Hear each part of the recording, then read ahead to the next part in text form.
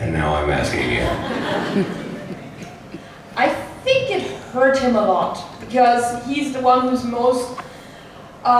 He's trying to be neutral because he loves all his brothers, and Right. to him it's just the worst thing of seeing them tear each other apart and finding out that their father isn't just absent but actually actively enjoying that bloodshed. Right. Yeah. Be a bummer. It would certainly changed Father's Day. It would ruin Christmas. Yeah, I think he'd be bummed. I think he'd be disappointed. Although he never had a good relationship with Dad anyway, so it would just solidify what he already knew. He doesn't have a good father. Unless Disney on Ice is involved, in which case Dad really lights up. Thank you for your question. Appreciate it. All right, right there. Hi, Rich. There was a question earlier about how Rob and Ruth would explain to Margaret someday about interactions between Chuck and Rowena. And Jensen and Jared have talked before about how they'll explain to their kids about why Jensen was stabbing Mummy. And I wonder how you guys will explain what Rowena and or what Mummy and Uncle Rich were doing behind the bookcases in the Minnesota. Well, that doesn't really affect my children. I guess when they're old enough, I'll show them the video and then we'll give each other a little high five and say, Daddy still got it. Smack! I had never had to kill my own wife on the TV screen, so none of this really applies to me. So will you not be there for the conversation with Margaret? Why the fuck would they invite me in for the conversation with Margaret? That would be weird. I tell you what though, I have older sons who certainly look at Uncle Robbie different after they saw him on The Voice. That was a conversation starter. No, I think I'm going to go ahead and assume that I will not be part of Margaret's pivotal conversations throughout her adolescence. I kind of think they might go ahead and just do that as a husband and wife duo, but hey, what do I know if they're feeling crazy? But wait a minute, what weird guy, I guess I don't know this, what Rob and Ruth's story is there to share from Supernatural? I think the question was about Chuck potentially killing Rowena. I don't remember. Did Chuck kill Rowena in Supernatural?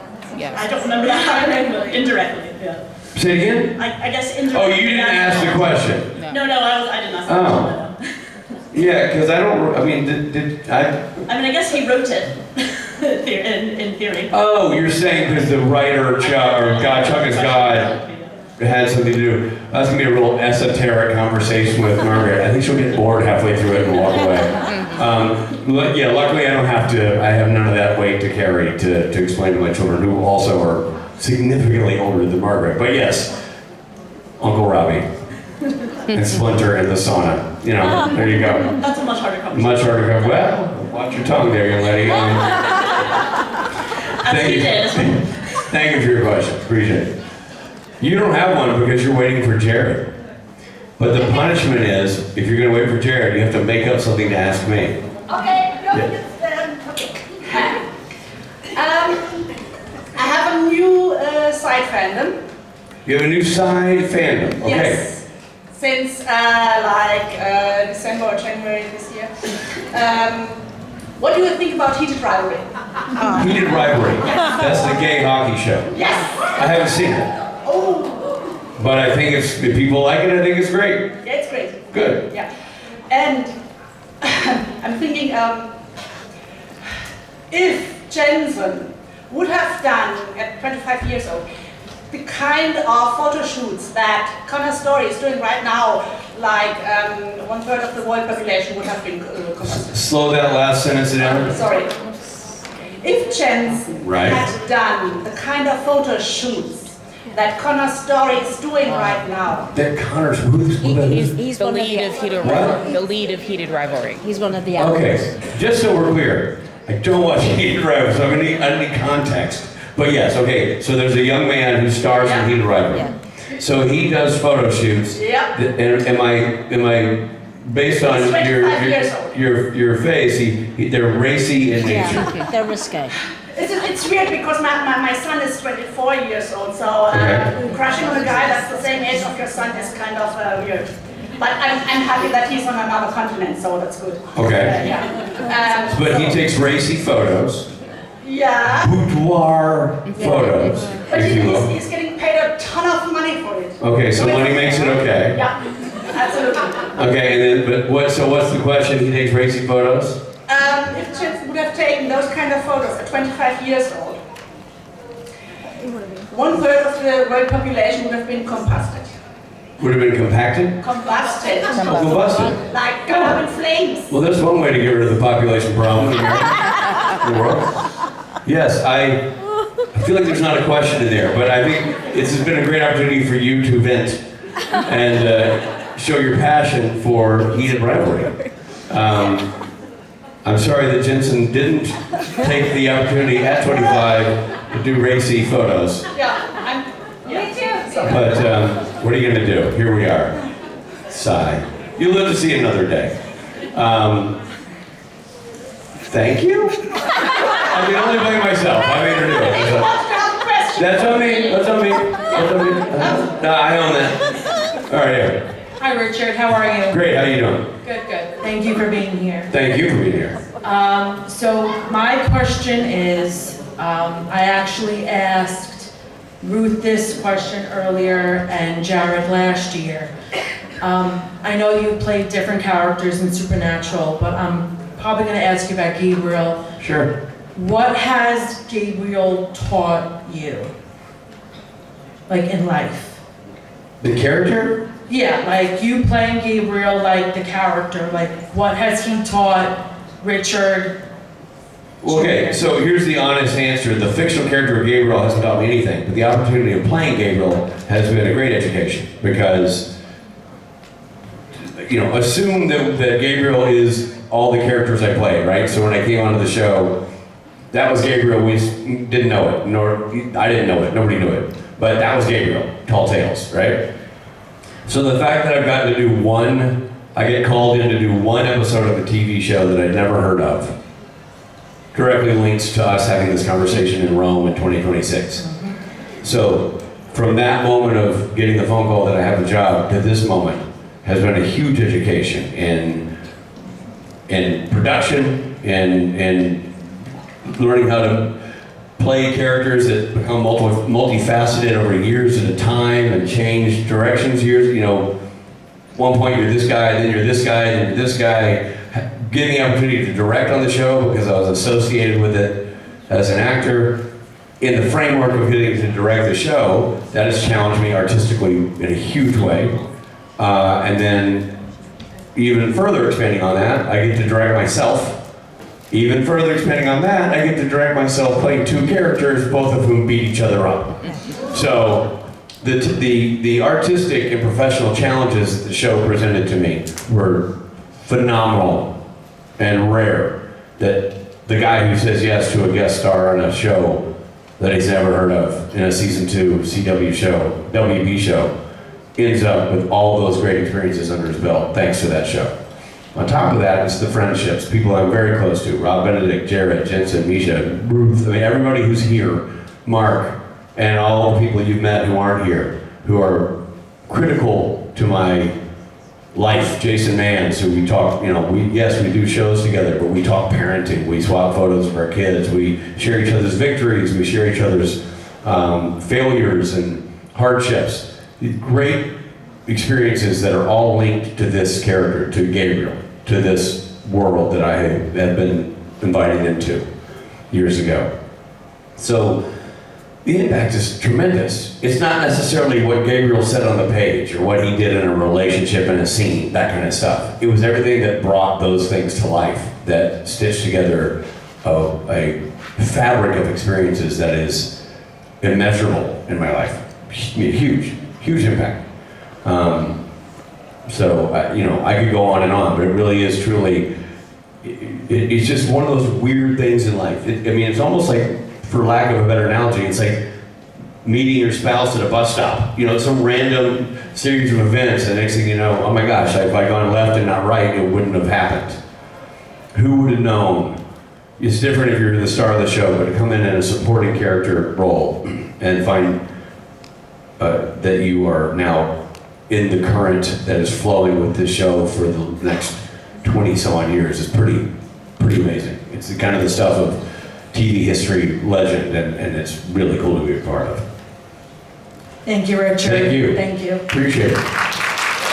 Now you have to make up a question. I don't. I already got one. So what? I already got one. Oh, good. Yeah. Talking about the boys. Okay. We all know that Kripke's kind of making this like a festival reunion in a way. We do? I didn't get the memo, but he has done, yes. He has had several people in from the old world. So if you were to be on the show, what kind of powers do you think would be fun to have, or would you like to have? Well, I'm right in saying The Boys is over, correct? So we're talking about the sequel? Theoretically. Yeah. The Boys is over, and I don't know, because I will say that I wouldn't even guess, because The Boys isn't your traditional series of powers that you think, like when you're a kid and you want to be a superhero, Aquaman sounds fascinating because you get to breathe underwater. I don't necessarily want to be the deep. And to do things to that octopus. I don't really know. The Boys is a super creative universe. We've talked about it a little bit at one of my meet and greets. And, I think the Homelander character is just phenomenal and so well done. I think Jensen's character is great. The Deep is great. There's so many great, interesting characters. It is the raunchiest thing I have ever seen. But then again, I haven't watched Heated Rivalry, so I don't want to step on any toes. I don't want to step on any skates, but it would be hard for my brain to fathom what I would be doing in The Boys, because my brain, somewhere in there is built in a filter that just runs up against it. But I am consistently amazed by the things they come up with that characters do and don't do. And if for some reason I were to be involved in that show in any way as an on-camera performer, I would be fascinated to know what opportunities would be provided to me, what would come my way in the form of the writing that comes out of the brain of Eric Kripke and his team. So, it hasn't happened yet. Maybe it happens somewhere down the line, but rather than wonder, I'll just wait and we'll see if it happens, and if it does, I guarantee you, I will be surprised. You could do some seriously mentally fucked up stuff, which Thank you. I think could be interesting. I could just say at the end of it, I could do some effed up stuff, what? Yeah, it's just some seriously psychologically fucked up stuff. Yeah, that's as a character, not as tomato. But yes, well that tends to be what he does, right? He does some really bizarre things and puts those people in some crazy situations, and you guys all watch it, The Boys? Yeah. You know what I'm talking about. Great, thank you. Thank you so much, I appreciate it. Right there. Hi. You're one of my two favorite characters of the show. Thank you. So thank you very much for that. But I was wondering, obviously you're great at it, but if you had to choose any other character of Supernatural, sorry, which one would you choose? Okay. Like any at all. We get this question a lot. It's a very common question, and I always preface it by saying I wouldn't take over any character, because all the characters were so well cast. That's what made the show work on every level. As anybody you watch, you go, my gosh, they're so good. That person is now that character. So if I'm saying it'd be fun to be Castiel, I'm not picturing myself in a trench coat. I'm picturing myself getting to be Misha for a day as Castiel, because I wouldn't replace anybody. That said, it would be fun to be Pellegrino, to be Lucifer, because I thought he did such a wonderful job, and it was such an impactful character and so intimidating and so multi-layered. I also think it'd be cool to be Abaddon. I liked her a lot as a character. Elena Hoffman did a great job. And it goes without saying, I think at some point Rob and I should have been Sam and Dean. I mean, I kind of feel like that kind of written into the sauce. They missed an opportunity. But yeah, I think that's, because I always have to preface it with that, because I don't, the role-playing idea of somebody being replaced just my brain can't comprehend it, you know what I mean? In all fairness, I wouldn't see you as any other character either, but it would be fun. It would be fun just for, to have been able to slip into their skin and be that character for a day, would be. Thank you. Oh, wait, I'm one of your two favorite characters. Who's the other? Charlie. Charlie, I like that. Good, thanks. Felicia Day. We've interviewed Felicia Day on the podcast, Supernatural Then and Now, the rewatch companion piece podcast hosted by Rob Benedict and Richard Speight Jr. Available wherever you get your podcast. I still haven't started, but I definitely will. You haven't started yet? No. Well, you're in luck. You know, the great thing about podcasts is it's there. You can go wherever you get your podcast, get out your wallet, because it's going to cost you Nothing. $0. That's right, €0, 0 yen. It's free. I only finished the series in December last year, so... You binged all of Supernatural in December? Yes. That's when you started in December and finished in December? No, I did about a year and a half about it. Okay, you concerned me for your health and welfare. All right, good. Good. Well, now that you're catching up with your sleep, go back and watch the podcast or listen to the podcast. I will. Thank you so much. Thank you so much. Bye-bye.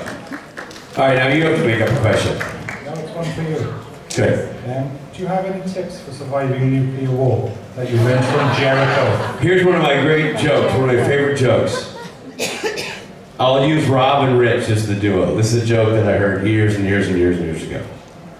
Rob and Rich are hanging out in a bar.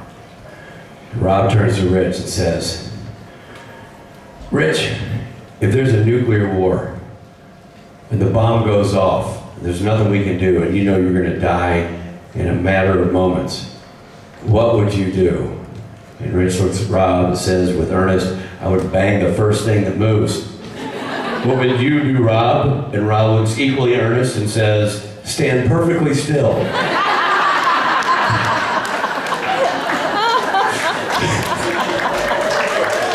I love that joke so much. Oh my God. Canned goods. You know, do you guys keep emergency, like we have earthquakes in LA, so you're supposed to keep emergency rations in your basement and that kind of thing. I guess East Coast has tornadoes, like everybody has their thing, right? Do you have is there a thing, where are you from?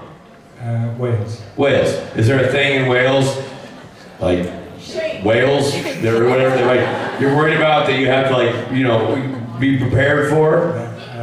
Maybe a tsunami. Okay, a tsunami. That's probably harder to ration for because the rations just go away. But I guess if you're not in the tsunami's path or you're affected by the tsunami, I've always thought it'd be a bummer to be named Susan Nami.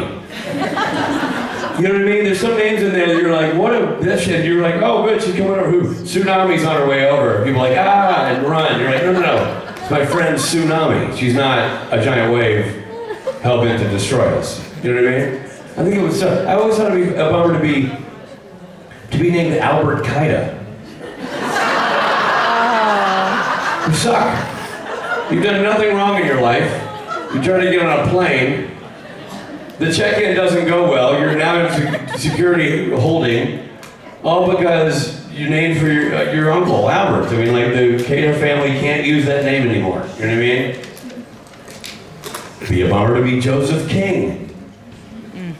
And have somebody imitate you.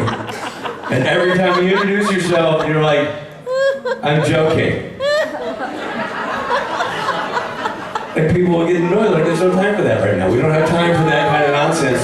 What's your name? I'm like, I'm joking.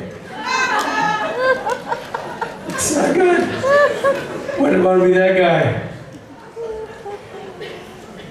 Hopefully that helps. Thank you for your question. All right, you. My name's Wayne Kerr. I'm sure there's a joke there. I didn't get it. Say it again. My name's Wayne Kerr. Wayne Kerr. Yeah. Wanker. That's a much shittier version of what I was doing. It's like nobody's name is Ball Sack, but I get what you're going for. Oh my God, my cousin. Yeah, go ahead.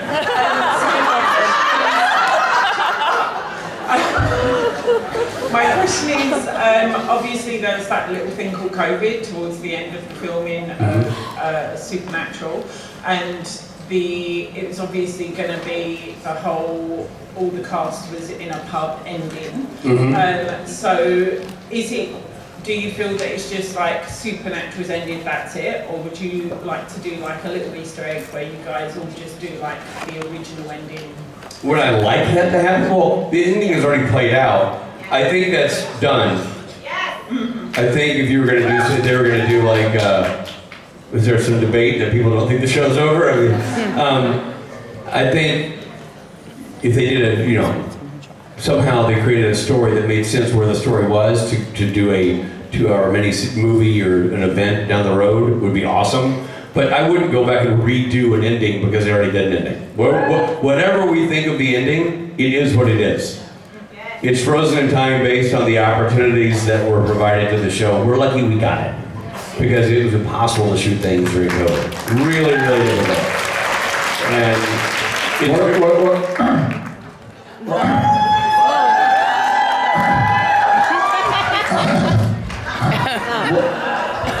Senor Speight. oh my God! So I have no idea who that is. Why, it's Jared Padalecki, everybody. What a subtle entrance. Hello, everybody. I didn't know my mic was on. It was live. It was live. You were live. It was live. You were live. Jared Padalecki. Can we? Sure. Yeah. Why wouldn't we? Let's do it. Okay. You want to start or?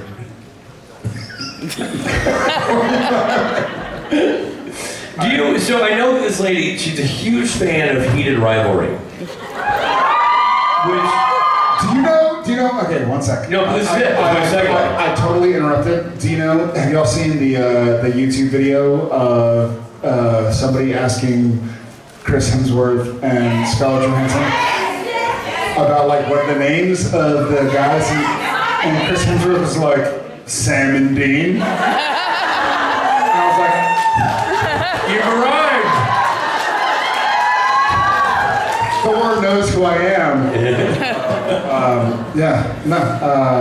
I love that. Sorry. And well, that's it. I mean, she's a big fan. She has a lot of questions for you about Heated Rivalry. So, no? Wow, have we changed our tune? She was grilling me about a show that I've never seen. I haven't either. Yeah. My friend loves it. Apparently it's amazing. What? Okay. It is. Okay.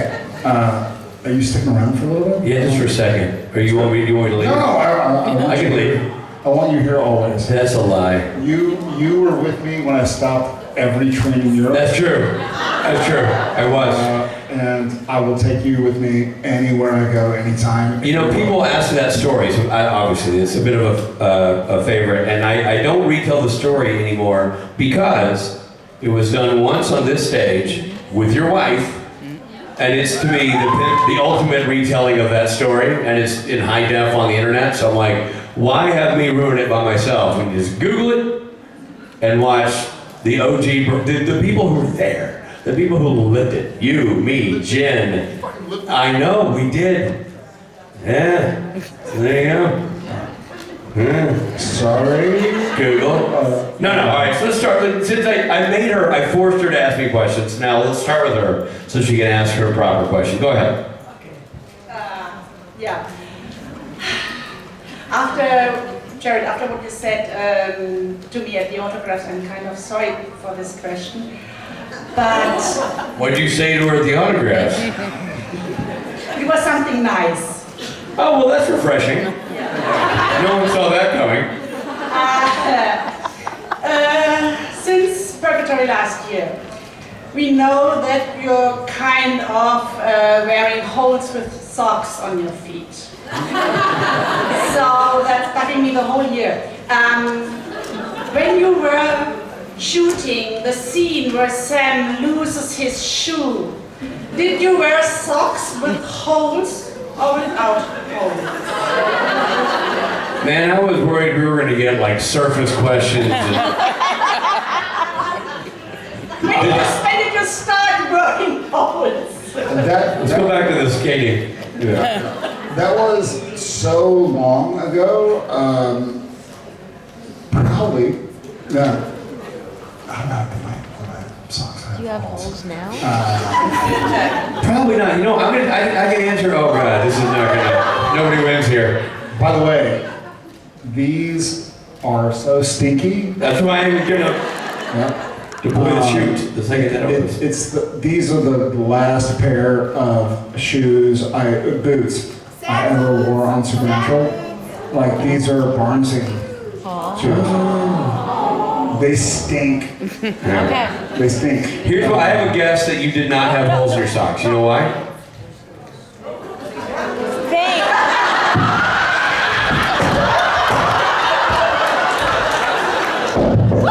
You weren't kidding. Hold on. Give me the hind leg. I can't get a picture.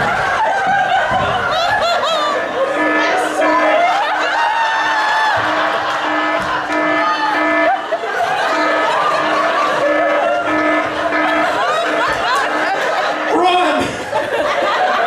I don't know.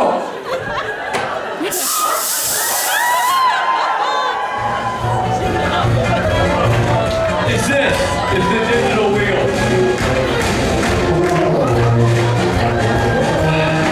Oh, good. Champagne.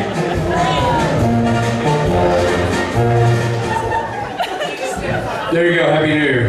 I'm going to tell you, you had socks on because wardrobe gave you socks. I mean, you had no holes in your socks. Okay, cool. I'm sticking with that. Cool. I like you. So I'm happy you didn't die. Oh, right then? Yeah. Yeah, no kidding. But you wouldn't let me do hind. No, I wanted you to do the. Oh, I thought you said hind lick. I misunderstood what you said, and I started thinking about the skating show, and I'm like, this is not the time.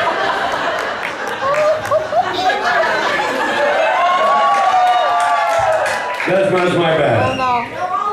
Anyway, great question. Thank you. No, this is good. All right, you're up. Hi, Dara. Hi, Rich.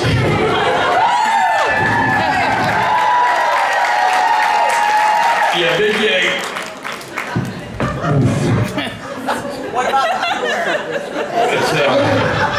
Underwear. Yeah. Tanny, slam tam, slut era.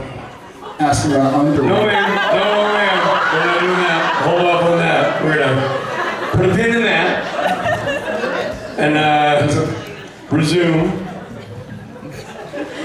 Okay. Hi, Dara. Thank you. Hi. Hi. Follow that.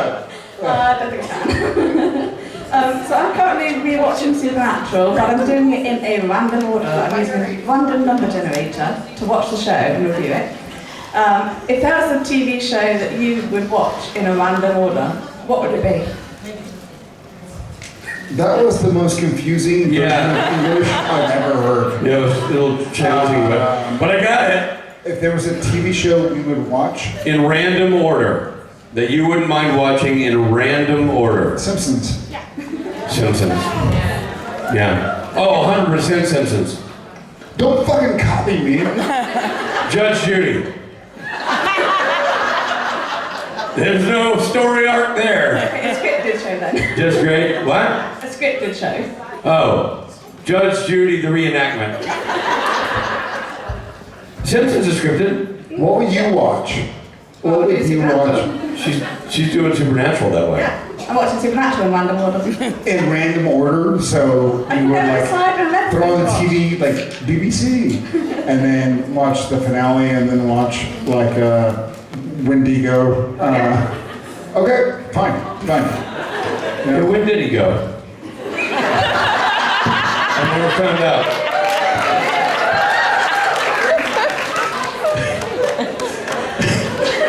Thank you. These are just little tidbits for the upcoming comedy special, Supernatural, A Night on Ice. See, it keeps going back to ice.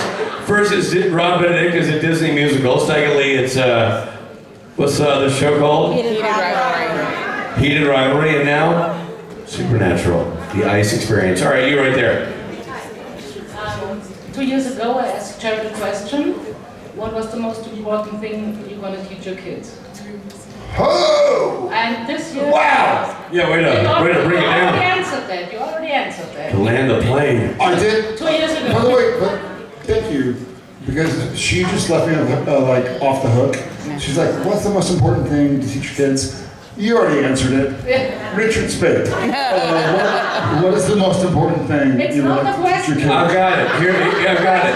Here's what happened. Great lesson I taught the children, and I saw it play out. It came to fruition with the Padalecki family. One time the Speight family was on a trip to Whistler in Vancouver. We ran into the Padalecki family, had a great night, decided to stay an extra night at the hotel and hang out with the Padaleckis.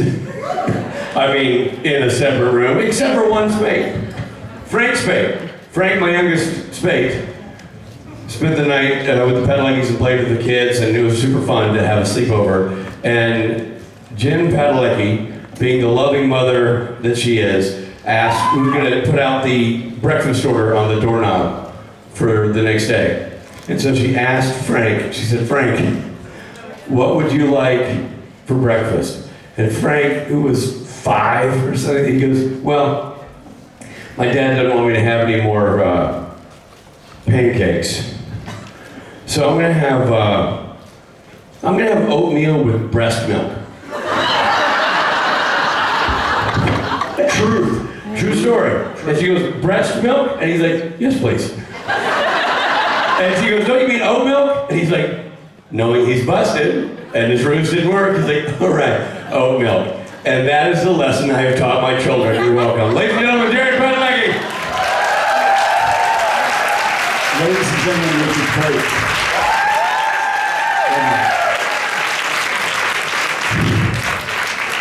I love that man. The question was not finished.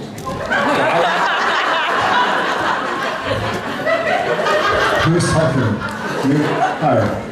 Sorry. The question I wanted to ask you today is, what is the most important thing your children taught you? Taught me? It's a tattoo I'm going to get. They didn't say it, but when they do it, I am in awe. Play. Play. That's it. Guess what? I'm sorry. Everybody in here is gonna have some shit go down in their lives. Everybody in here is gonna have some awesome experiences, some terrible experiences. If you can find the play, then if you can be the audience member of your life as opposed to thinking you can conduct it, then I think, I think I've been happier. I'm not going to speak for anybody. Play. P-L-A-Y in English. I'm not sure what it is in Italian. My kids are teaching me again, to play and laugh. You can be serious about your responsibilities, about your commitments, but don't be serious about yourself. You're here, the universe didn't fuck up with you. Whatever you feel about yourself that you're losing sleep about, the universe didn't mess up. It did what it was supposed to do when it was supposed to do it. So I would say play. Thank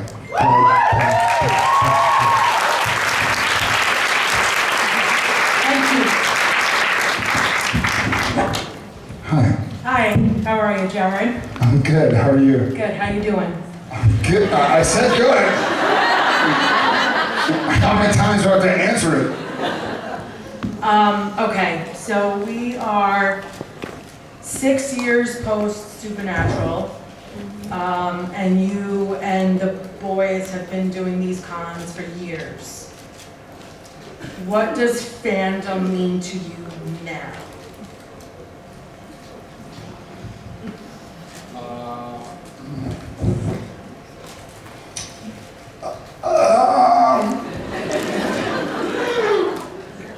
Fandom means to me now the same thing fandom meant to me 5 years ago, 6 years ago, 10 years ago, 20 years ago, 21 years ago.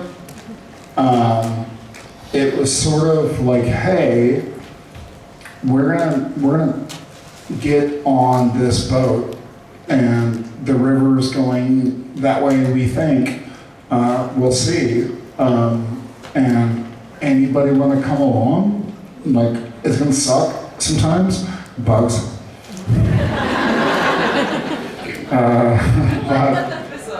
Well, you're weird if you like that episode. Kidding. It was a good episode. No, it was good. It was good. Yeah, thank you. I think.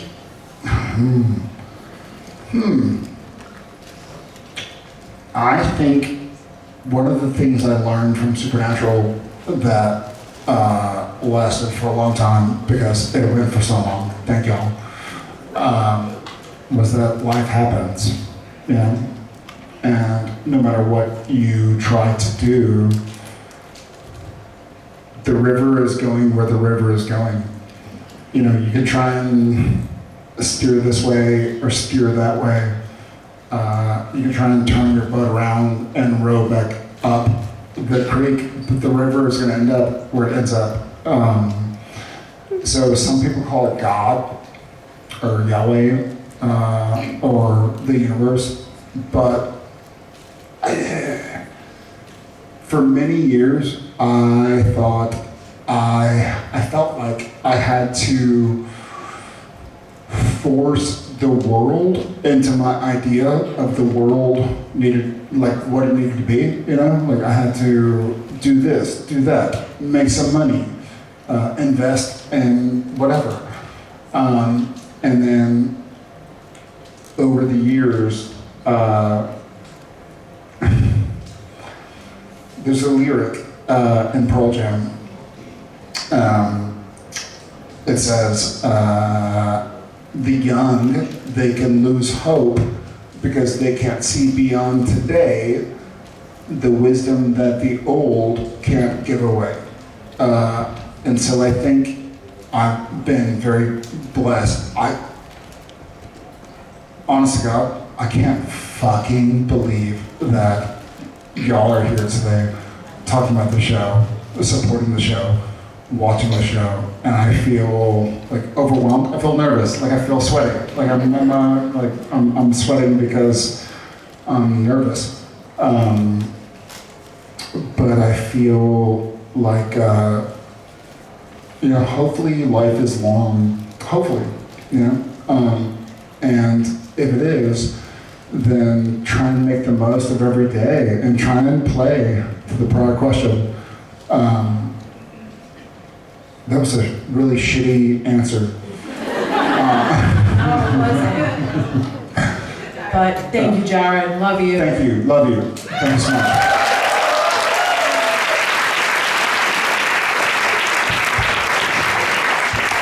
Hi. Hi, Jared. I love you. Love you too. I wanted to ask you a question about Sam. So throughout the 15 seasons of Supernatural, Sam goes through a lot of difficulties and hardship and traumatic events and torture and so on and so forth, but still he remains strong and he never gives up. So I was wondering, what do you think, where does his resilience come from and what helps him stay so strong all the time? Maybe not all the time, but stay strong eventually. Thank you. Great question. I think when I tried to play Sam, well, when I played Sam, because I did it for a while, I tried to be very present, just in the moment, and like Cricky, who did the first 5 seasons, did The Boys, which was it. Shut up. It sort of mimicked life, where we kind of didn't know what was going on the next week, the next day, the next hour at times. Gosh, that's a good question.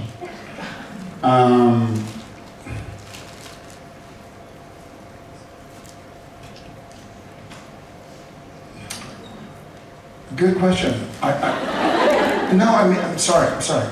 It takes me a second. I'm so funny, like when we're doing a show like Walker or Supernatural or the movie or whatever, I'm usually like, let me sleep on it before I respond to it. It's a really deep question and really important. I feel like, say it again. I was thinking of resilience, like what helps him be so resilient? Where does his resilience to adversity come from?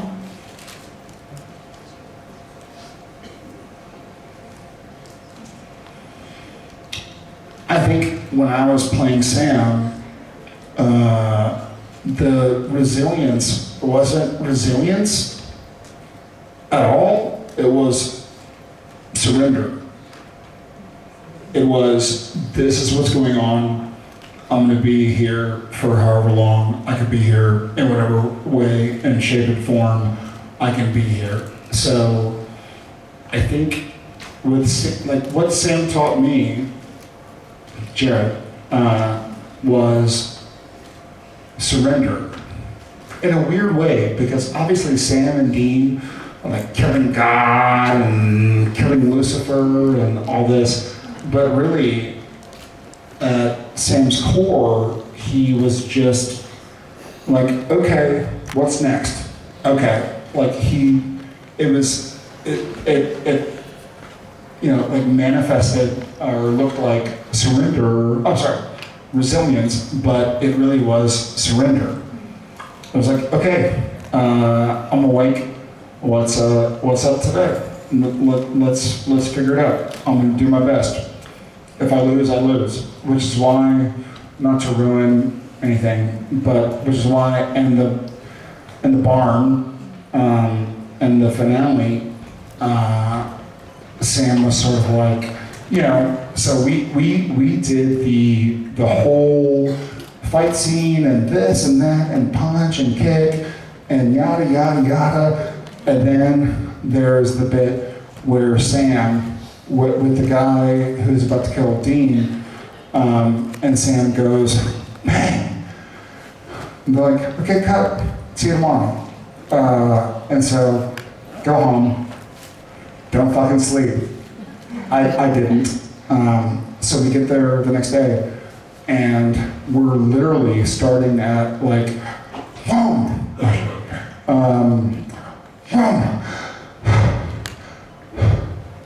all right, let's find those boys, you know, get them home safe. Who's Sam? I don't think I'm going anywhere. What? You know, he was so present. Sam was so present. And so to be able to be there and do, like stunt sequences are hard. You know, if there's one guy tackling the actor, it takes like 2 hours. Because you do this and then you do the stunt doubles, but going through like, okay, this is, you know, like I'm gonna cut the head off of this vampire, but then we have to pause, they have to bring new cameras in to literally just swing at nothing, and then like looking around like, you know what that, yeah, right, okay, let's find those boys, get them somewhere safe, and putting the machete into the sheath, I suppose. We picked that up the second day. And so it started literally with that. Me swinging at something that wasn't there. And then, you know, find those boys, get them home safe. Sam. I don't think I'm going anywhere. And then they're like, what? Like, what are you talking about? Like, let's go. And then to go and put my hand behind him and feel the blood and go like, oh shit, oh shit. So I just tried to give as much credence and feeling to Sam that I could, and I feel really grateful that I was able to do it, and I feel fucking enamored and so grateful that y'all went along the ride with us. Like, I can't. I don't know what.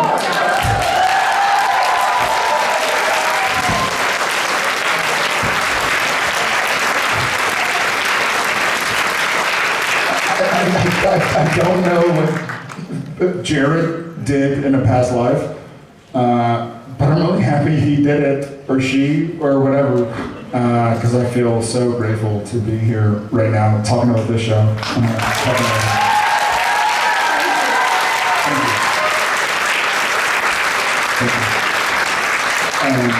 Hi. Hi.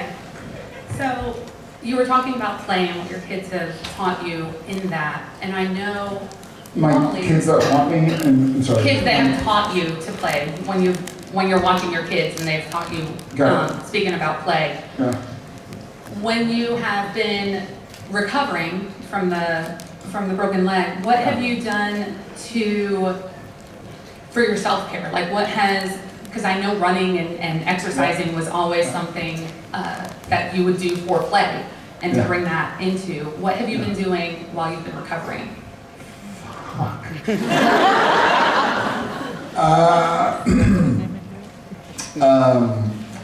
I'm gonna be really honest. It was really tough. It was really tough.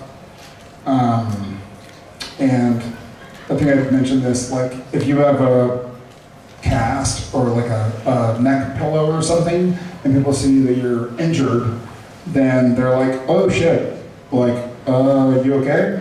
But when it's like 3 fractures in your leg that they don't see, they're like, let's go! You're like, I can't go. But I think, honestly, Alan Watts. I'm gonna post it. Alan Watts. He died like 54 years ago. He's a philosopher. And he talks about, like in the West, like in America, we say, don't just sit there, do something. But in the East, in the ancient cultures, they say, don't just do something, sit there. Which, for me, was like, boom, you know. So I listened to a lot of Alan Watts,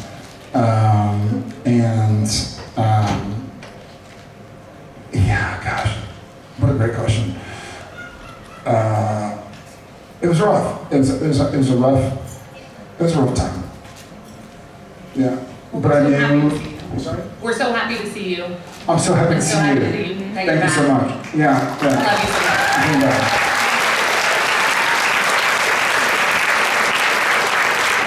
Hi. Really happy to see you here. And I've been watching and re-watching Supernatural for several times, and there is one thing I still don't understand at all. I didn't write it. Well, maybe you can answer this. So, Sam, season 8, I guess, Amelia, why didn't he look for Dean in Purgatory? I can't understand that. I just can't.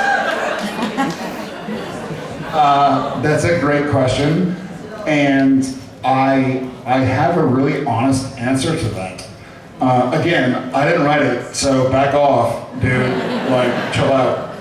No, I didn't write it, but I feel like part of, because of y'all, the royal y'all,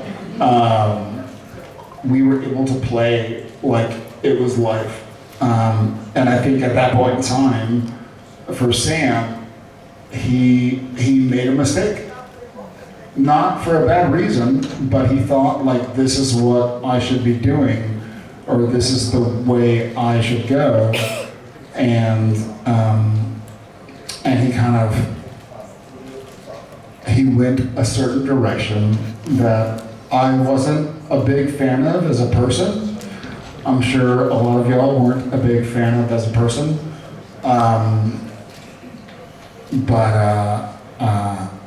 You know, life sends you this way and that way, and I don't know, that's a shitty answer to your question. Well, maybe he wanted to be with her and that was kind of love. Maybe he was just tired and he thought, well, that's done, I'm done. Well, what do you think? Which one? With Eileen? Amelia. Amelia. Oh, Amelia. I think when I played Sam, when I was inside Sam,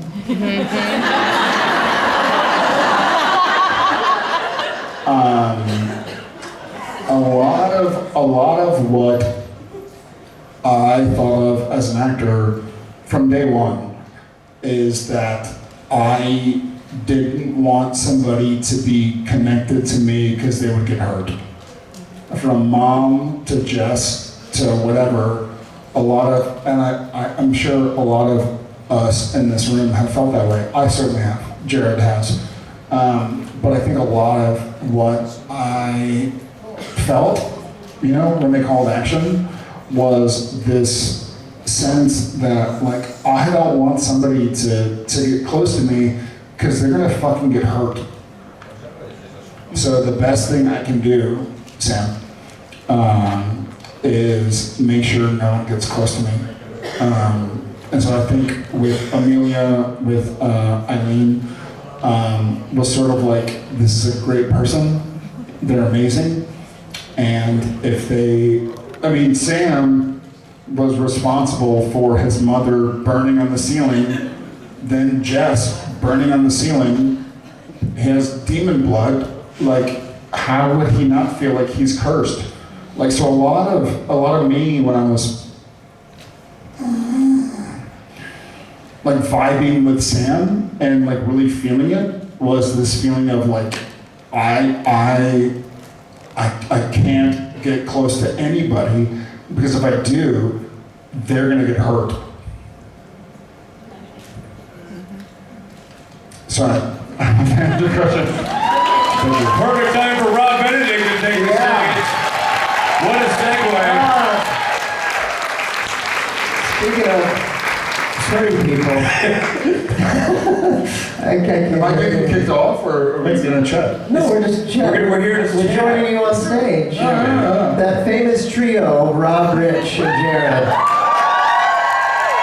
We're only taking questions about episodes the three of us did together, so please reserve your questions for. Okay. Let's go right here then. Right here. Sparkles! Sparkles! Hi. Is that my new name now? It is. Do you mind? Yeah, it's fine. I love it. It Hey, describes Sparkles. me. Hi. Yeah, hi. Hi, Jared. Hi, everybody. I just felt that we've been talking such serious things that I think it's time for a joke. Yeah. Okay. What is Whitney Houston's favorite kind of coordination? Favorite kind of coordination? I don't know, what is with She's dead. She didn't have any. What? She's actually objectively dead. What is her favorite type of coordination? What is Whitney Houston's favorite type of coordination? I don't even know my types of coordination. I don't either, so I don't know. I couldn't even take a stab at this. Okay.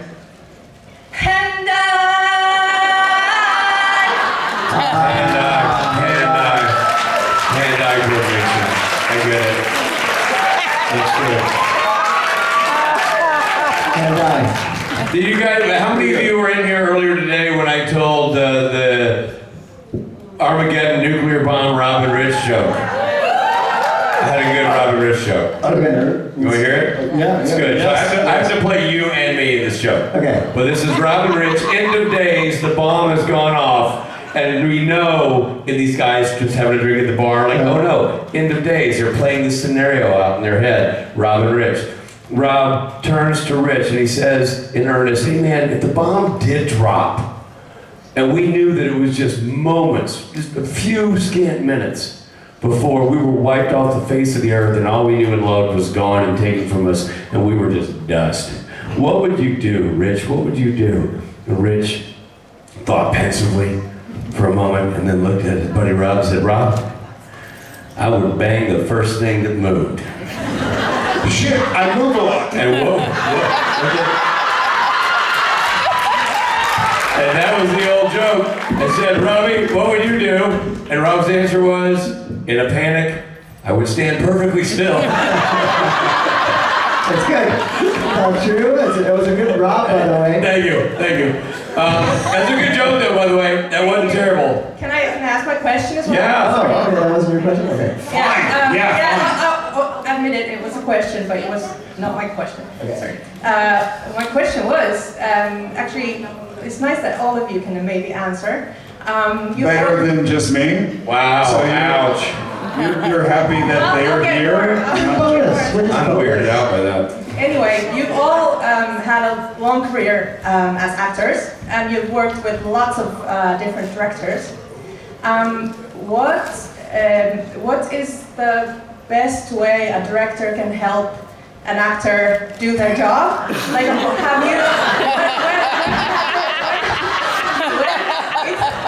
I'm asking you as actors, those are rich. Like, when has a director helped you do your job? And when have they maybe made it more difficult? I wish, why? I've been gone for 40 fucking minutes. You couldn't answer that question while I was gone? All right, Jared, this is literally like, here's the softball. Jared, hold on to this bat. I'll just lob it. Okay, Jared. Bullshit! No, you start. I'm not a director. But it's an actor question, so you want to know from an acting perspective, and I know that's your bread and butter. From an acting perspective, Robert. Shut up, Rob. From an acting...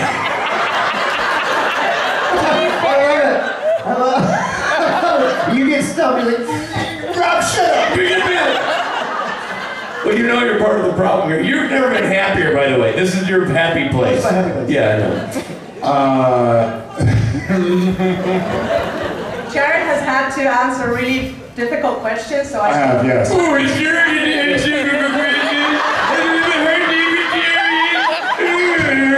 oh, to the gold mine, the Jared, and to read Christians, and they only made a heart surgeon's salary to do it. Hey, man. Make the man work for a living. I don't know what that means. I don't either. Was that Italian? It was in Swedish. I don't either. I'm laughing out. I'm cornered. Just so you know, before you arrived on stage as the voice of reason, we were on the ground and he tried to give me the hind leg maneuver. I didn't try, I succeeded. I didn't realize there was hind licking going on. Okay. Lots of hind licking. I think this is a really good chance to air out the director-actor relationship. Existing beef. Season 3 beef. Can I change the question into when did Rich, as a director, make your work harder? Let's say on the... You have to narrow that to when didn't Rich make your work? I think if I may, you know, Jared is number one on the call sheet in Supernatural. He works so hard. He works so hard. All the time. He's a treasure. Richard and I are doing a rewatch of the show right now. That Jared's in almost every scene. He works his ass off. Every week. Why don't you fucking call me and have me watch it with you? Well, there's going to be time for that, but Richard. Jared? This is Rob's moment. And I think Richard, as a director, especially maybe a newer director, wants to get it right.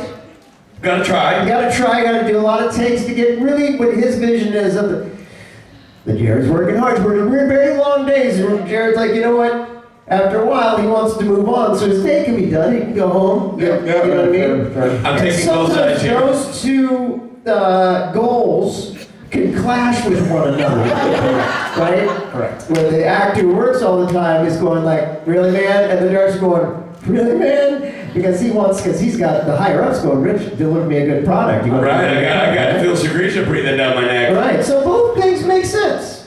And the good news is, you did it, and Right. the show was great. And the fans loved it, and look at all these people.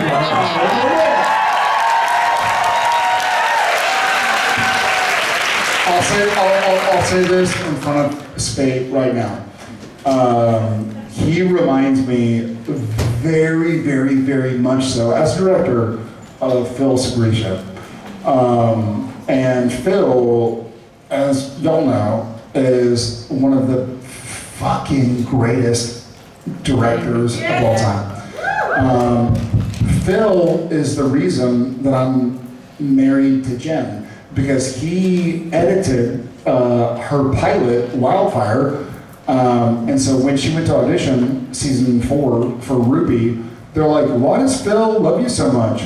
And she's like, who's Phil? She never met him, right? Because she would act and then they would like send it somewhere. There's a funny thing where I would love to be directed by Rob someday, and I love. Honestly, I love being directed by Rich. There's a funny thing where when somebody is a trailblazer, Rich knows shit I don't. So as an actor, like Gilmore Girls, you're like, do your fucking work, say your lines, hit your mark. Like Supernatural for a while, I was like, we have to get through this by lunch. Speight comes in and he wants to create. He's like, hey, I have this clay. Let's mold it into something fucking cool. Let's take our time.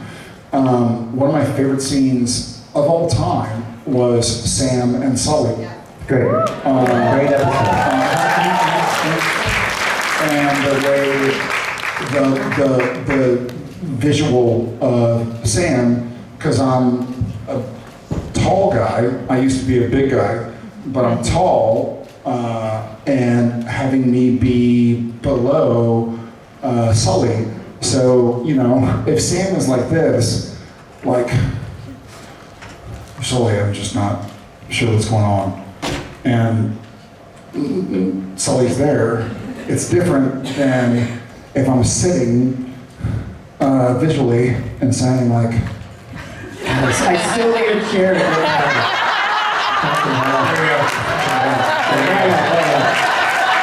but it's so true. The visual storytelling of like, Sully, I don't know what to do. You know, like, so we got to see, that y'all all got to see, I got to see and experience, like Sam, who again, #1 in the call sheet or whatever, but like was the lead in the show, but made him a boy again. Made him a little boy again. And that was Richard Speight's idea. And that was Richard fucking Speight. You feel better? Well, I feel better. First of all, it's very kind, and I will say to you, no joke, that was my first episode of Direct. I was nervous every day, and after that scene, my dear friend Jared pulled me aside and told me that exact thing at that moment, and it meant a ton. So thank you for your time. I feel like we really got somewhere today, guys. That's it from the Dr. Rob Show. Ladies and gentlemen, Jared Padalecki.